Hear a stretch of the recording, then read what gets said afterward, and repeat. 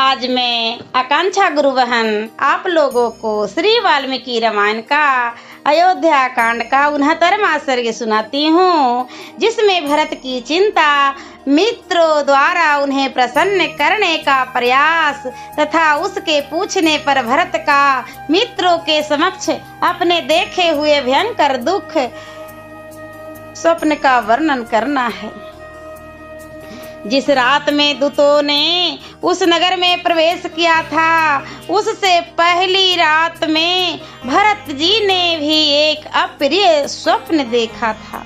रात बीतकर प्रायः सवेरा हो चला था, तभी उस अप्रिय स्वप्न को देखकर राजाधिराज दशरथ के पुत्र भरत मन ही मन बहुत संतप्त हुए। उन्हें चिंतित जान उनके अनेक प्रियवादी मित्रों ने उनका मानसिक क्लेश दूर करने की इच्छा से एक गोष्ठी की और उसमें अनेक प्रकार की बातें करने लगे।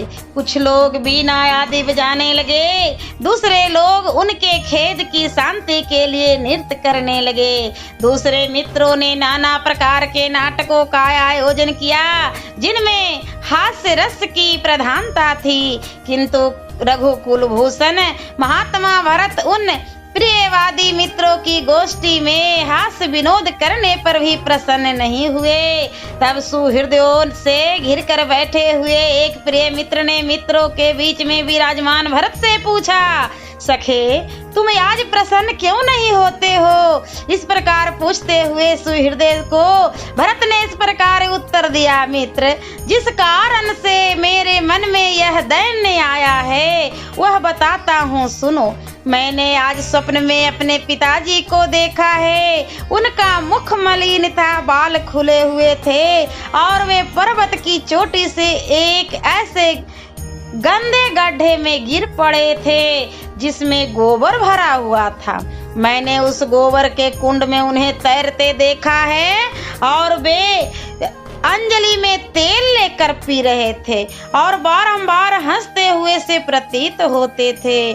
फिर उन्होंने तिल और भात खाया।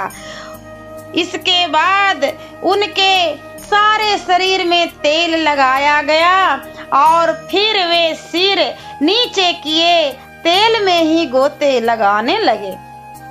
स्वप्न में ही मैंने यह भी देखा कि समुद्र सूख गया, चंद्रमा पृथ्वी पर गिर पड़े हैं, सारी पृथ्वी उपद्रव से ग्रस्त और अंधकार से आच्छादित हो गई है। महाराज की सवारी के काम में आने वाले हाथी का दांत टूक टूक हो गया है और पहले से प्रज्वलित होती हुई आग सहसा बुझ गई है। मैंने यह भी देखा कि पृथ्वी फट गई है, नाना प्रकार के वृक्ष सूख गए हैं और पर्वत ढह गए हैं और उनसे धुआं निकल रहा है। काले लोहे की चौकी पर महाराज दशरथ बैठे हुए हैं। उन्होंने काला ही वस्त्र पहन रखा है और काले एवं पिंगल वर्ण की स्त्रियां उनके ऊपर प्रहार करती हैं।